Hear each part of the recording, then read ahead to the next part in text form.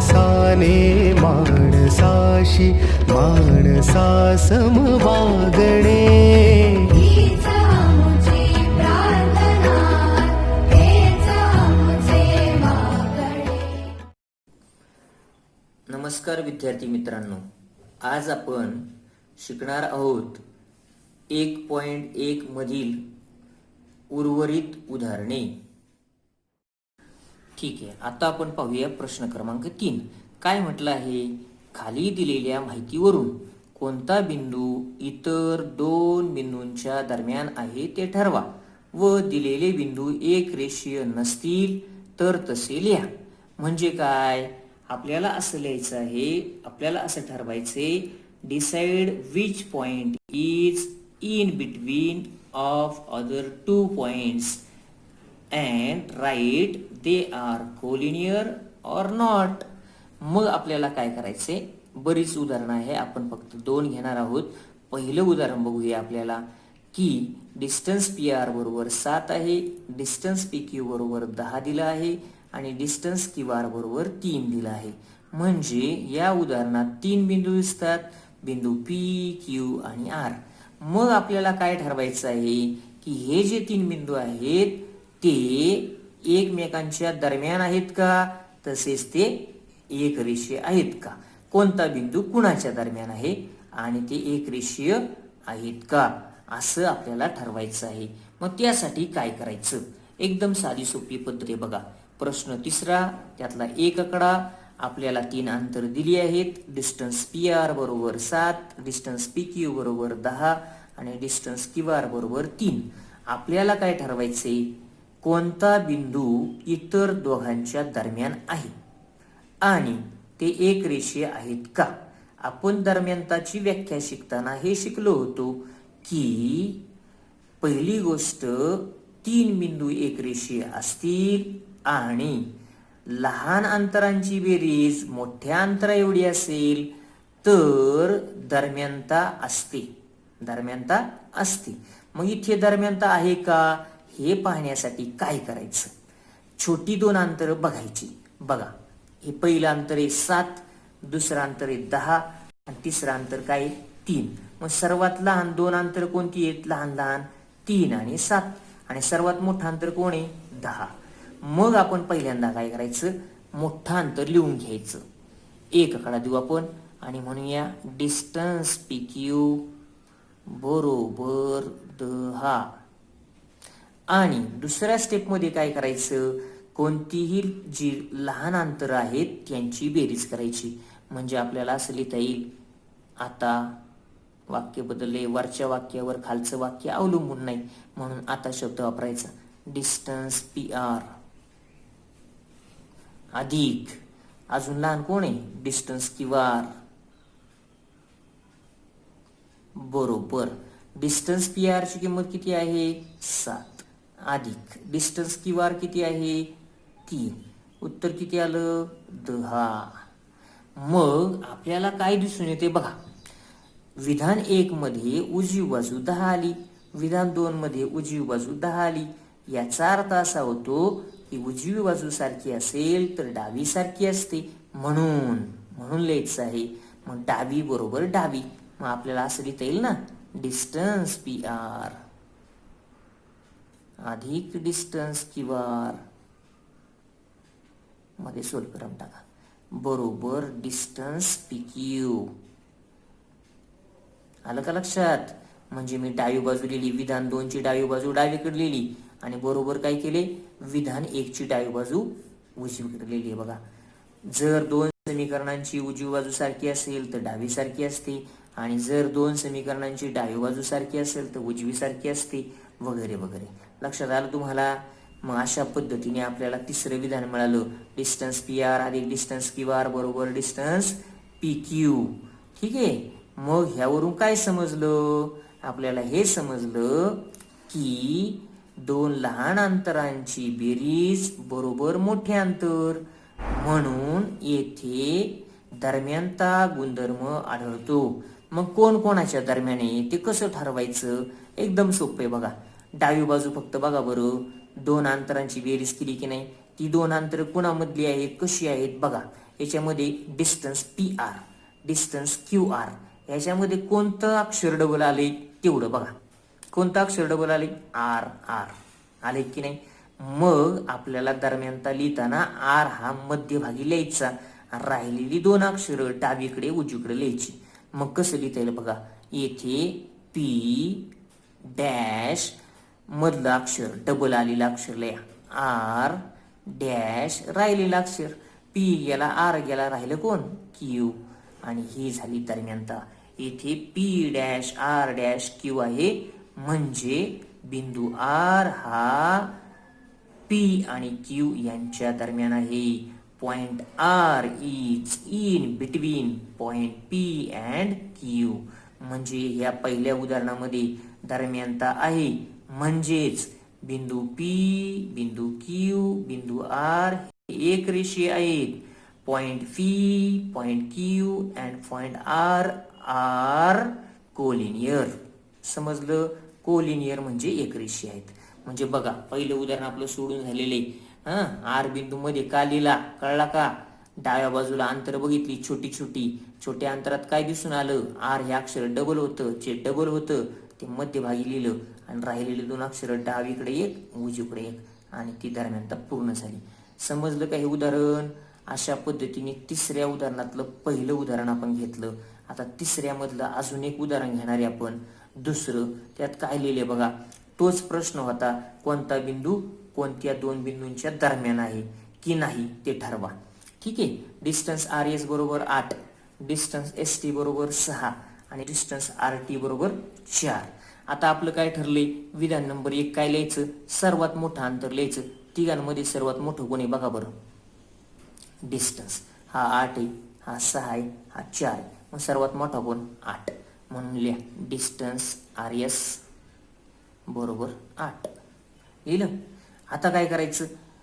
जी लहान दोन अंतर आहेत त्यांची बेरीज करायची. 8 तर मोठे, मग राहिली कोण? हे दोघ जण, यांची बेरीज करायची आहे.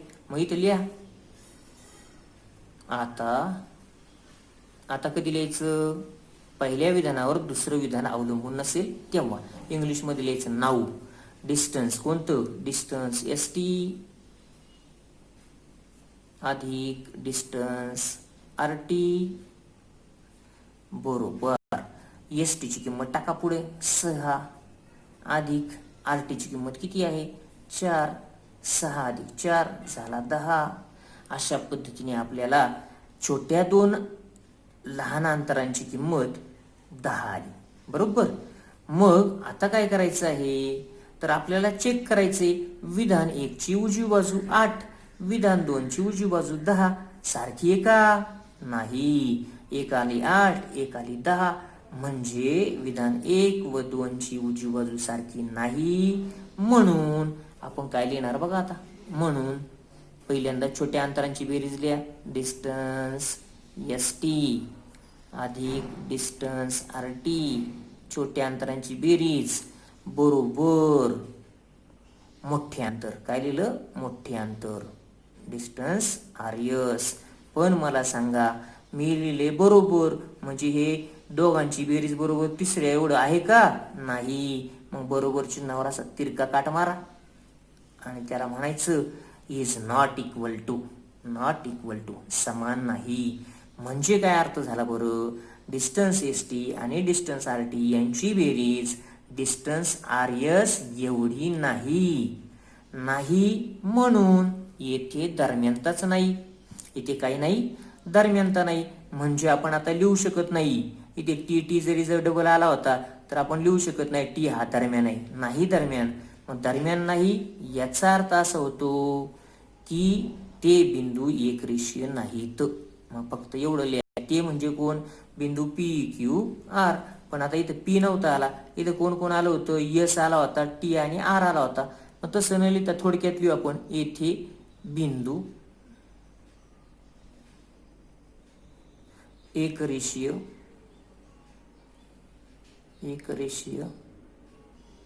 नाहीत. मग इंग्लिश मध्ये लिहा. Here the given points are non collinear. Here the given points are non collinear म्हणजे नैक रेषी आहेत. आलं लक्षात?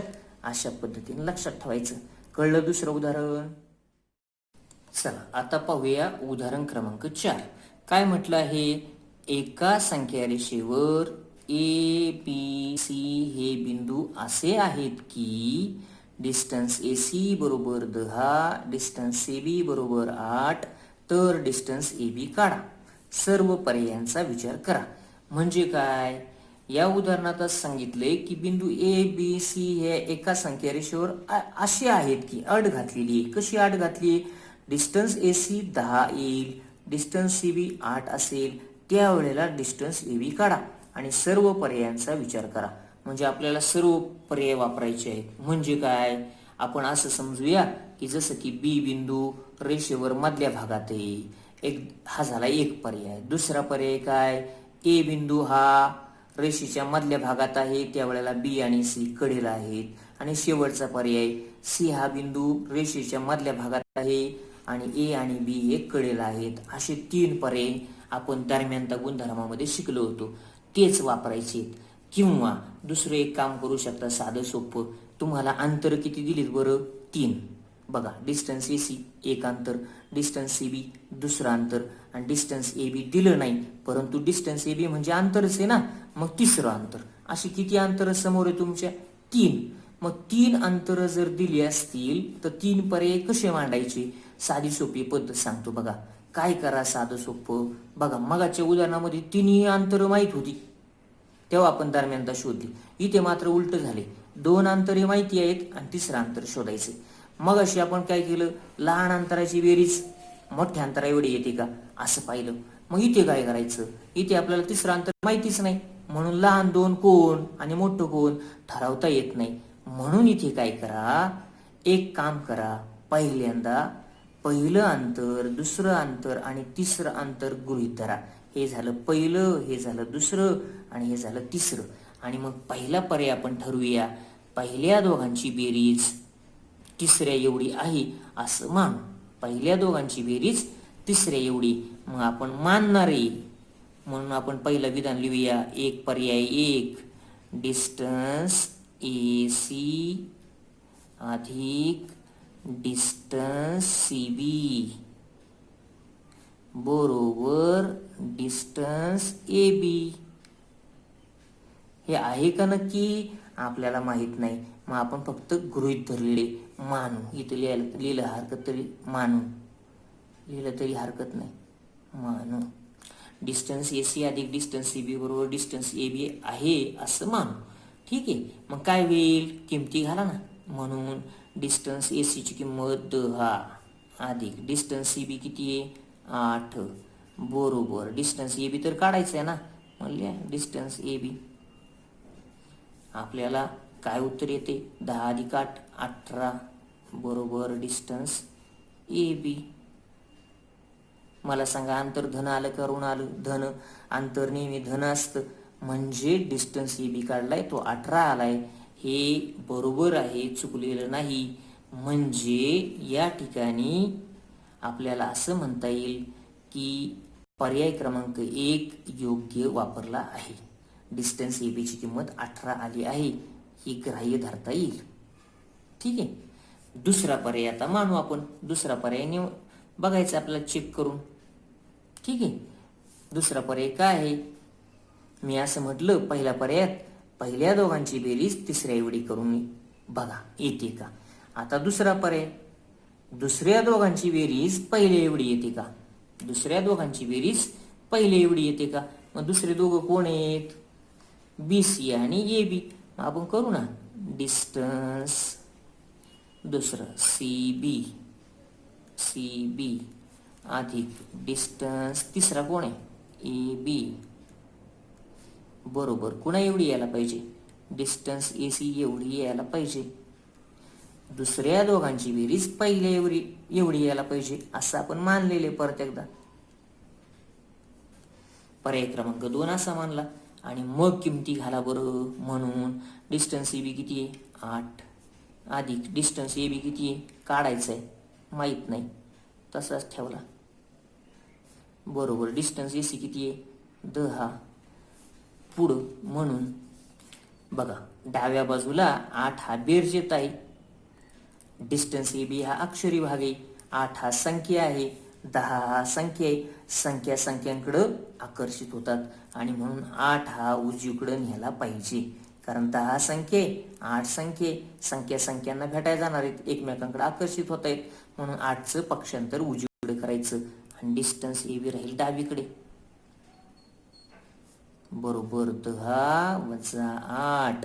8 हा डावीकडे बेरजेत होता, उजवीकडे गेल्या वजा झाला आणि म्हणून डिस्टन्स ए बी बरोबर 2. म्हणजे याही ठिकाणी आपल्याला डिस्टन्स ए बी हे धन उत्तर आलं आणि आपला नियम असा आहे, अंतर नेहमी धन असतं. अंतर धन आलेले मग स्वीकारायला काय हरकत आहे, आपण जे मानलं होतं ते बरोबर मानलं होतं आणि म्हणून डिस्टन्स ए बीच्या 2 किमती आल्यात. एक आली डिस्टन्स ए बी बरोबर 18, दुसरी आली डिस्टन्स ए बी बरोबर 2. आता आपल्याला पर्याय क्रमांक 3 सुद्धा पाहिजे आहे, पर्याय क्रमांक 3. ठीक आहे, पर्याय क्रमांक 3 काय करायला लागेल बघा. आता पहिला पर्याय होता पहिल्या दोघांची बेरीज तिसऱ्या एवढी, दुसरा पर्याय दुसऱ्या दोघांची बेरीज पहिल्या एवढी. आता काय करायला लागेल, पर्याय क्रमांक 3 पहिला आणि तिसरा. पहिला कोण आहे, distance A C, distance A C अधिक तिसरा distance A B, distance A B कुणा एवढा असेल, पहिला आणि तिसरा यांची बेरीज दुसऱ्या एवढी असू शकते. असेलच असं नाही, असू शकते. डिस्टन्स सी बी, डिस्टन्स काय आला सी बी. बघा हा पहिला हा तिसरा याची बेरीज सी बी एवढी. समजलं, मानलेले नक्की आपल्याला माहित नाही. मान पहिल्या 2 गोष्टी मानल्या होत्या त्या बरोबर निघाल्या. आता आपली पुढची गोष्ट बरोबर होती का बघू काय होते ते. म्हणून डिस्टन्स ए सी ची किंमत किती आहे रे, 10 अधिक डिस्टन्स ए बी किती आहे, ए बी हे वरचे काढलेले नाही घ्यायची, पर्यायात बघायचं वरती डिस्टन्स ए बी माहिती का नाही, म्हणून लिहा डिस्टन्स ए बी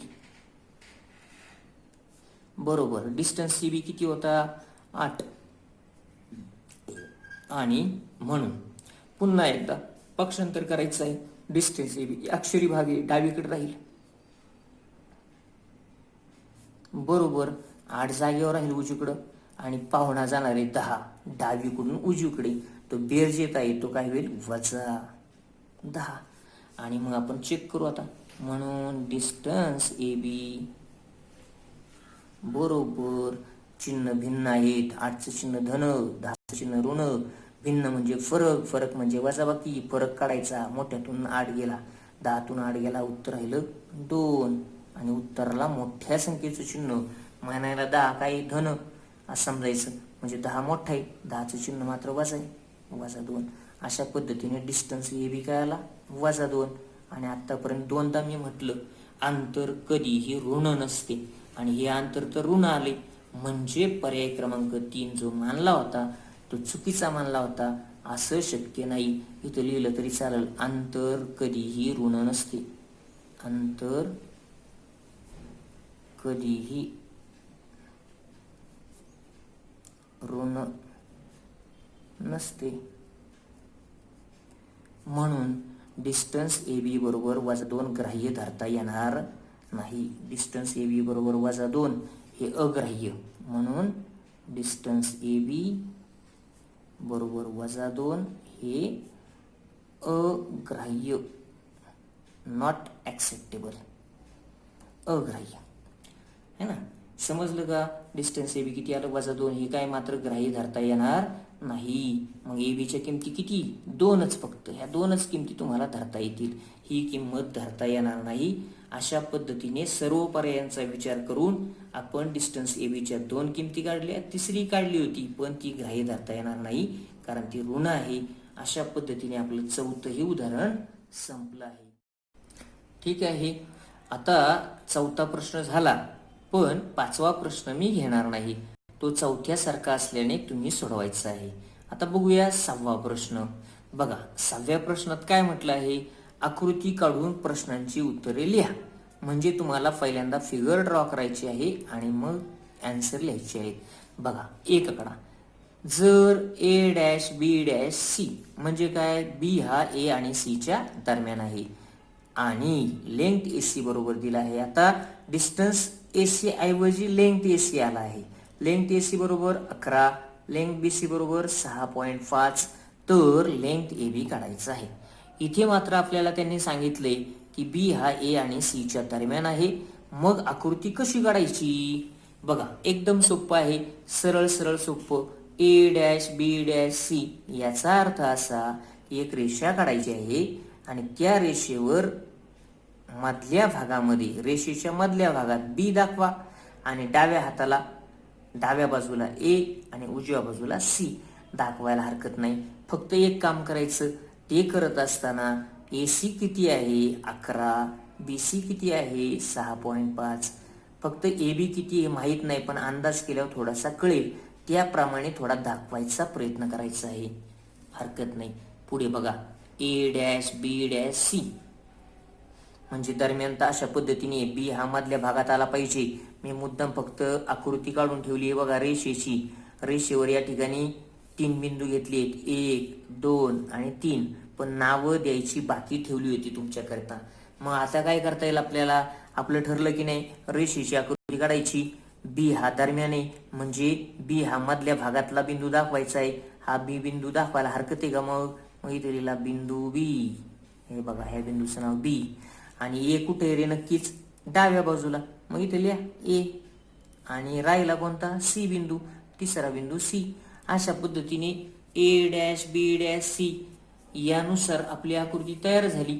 मग मी काय केलंय, लेंथ बी सी आपल्याला माहित होतं ना, लेंथ बी सी किती आहे 6.5, हे बघा लेंथ बी सी 6.5 दाखवलाय आणि लेंथ ए सी म्हणजे काय रे, रेषाखंड ए सी ची लांबी म्हणजे लेंथ ए सी. ए पासून सी पर्यंतचं अंतर मोठे की नाही, आणि मग ती इथं दाखवता येईल आपल्याला बघा, इथून इथपर्यंत, इथं वर नाही खाली दाखवता येणार नाही म्हणून वर दाखवलेले अशा पद्धतीने डॉट डॉट डॉट करता येईल मला. आणि हे अंतर किती आहे तुमचं 11, इथं किती लिहिता येईल आपल्याला 11, म्हणजे ए पासून सी पर्यंतचं अंतर 11 आहे, म्हणजेच लेंथ ए सी 11 आहे. लेंथ बी सी दाखवलाय 6.5, पण लेंथ ए बी आपल्याला माहित नाही. ए पासून बी पर्यंतचं अंतर म्हणजेच लेंथ ए बी आपल्याला माहित नाही, ती आपल्याला काढायची आहे. मग कशी काढायची, हे उदाहरण अतिशय सोपे. ह्यामध्ये आपल्याला दरम्यानता दिली आहे, आपल्याला अंतर काढायचंय किंवा लांबी काढायची. वर कसं होतं, आपल्याला दरम्यानताच माहित नव्हती कशी आहे ती, आता मात्र आपल्याला दरम्यानता दिलेली आहे ना, बिटवीननेस दिलेले आहे आपल्याला. मग त्यावरून आपण काय करायचं, उत्तर शोधायचे. बघा पहिल्यांदा मी असं लिहिलं, पहिल्यांदा आकृती काढली आणि आपला दुसरा मुद्दा चालू झाला, A dash B dash C आहे म्हणून देअरफोर काय होईल, देअरफोर डिस्टन्स. आता डिस्टन्स वापरा किंवा लेंथ वापरा. आता लेंथ आले म्हणून लेंथ वापरूया. लेंथ पहिली 2 अक्षर घ्यायची ए बी, लक्षात ठेवा बाहेर जर डी लिहिला तर आतमध्ये ए स्वल्पविराम बी लिहावं लागतं. बाहेर जर एल लिहिला तर आतमध्ये दोन्ही अक्षर चिकटून लिहायची, स्वल्पविराम द्यायचा नाही. लेंथ ए बी बघा, पहिली 2 अक्षर घेतली, चिकटवली, कंस केला, लेंथ लिहिला, बाहेर अधिक लिहायचा लगेच, लेंथ अधिक लेंथ कंसात. दुसरी 2 अक्षर घ्या, पहिली 2चा विषय संपला, आता दुसरी 2 बी सी बरोबर लेंथ. बघा पहिल्या 2 अक्षरांचा विचार झाला, दुसऱ्या दोघांचा झाला, आता पहिला आणि तिसरा म्हणून इथे लिहा ए सी. म्हणजे असं म्हणता येईल length A B plus length B C is equal to length A C. अशा पद्धतीने आपल्याला 2 लांबींची बेरीज बरोबर तिसरी लांबी, पण तिसरी लांबी ही मोठीच आहे नक्कीच. मग आता किमती भरूया ना, म्हणून लेंथ ए बी किती आहे ती तर काढायची, माहित नाही म्हणून तसंच लिहिलं, लेंथ ए बी अधिक लेंथ बी सी किती आहे 6.5 बरोबर लेंथ ए सी किती आहे, ए पासून सी पर्यंतच्या रेषाखंडाची लांबी किती आहे 11, 11 खाली लिहा देअरफोर म्हणून. आता बघा बरं, मगाच्यासारखं परत झालं. लेंथ ए बी हा अक्षरी भाग आहे, 6.5 ही संख्या आहे, 11 ही संख्या आहे, संख्याकडं आकर्षली जाणार. 6.5 हा डावीकडे तिला करमणार नाही, ती उजवीकडे जाणार आहे. ती बेरज येते, उजवीकडे गेल्यावर काय होईल वजा, मग डावीकडे कोण राहील लेंथ ए बी डावीकडे कोण राहिलं लेंथ ए बी. बरोबर.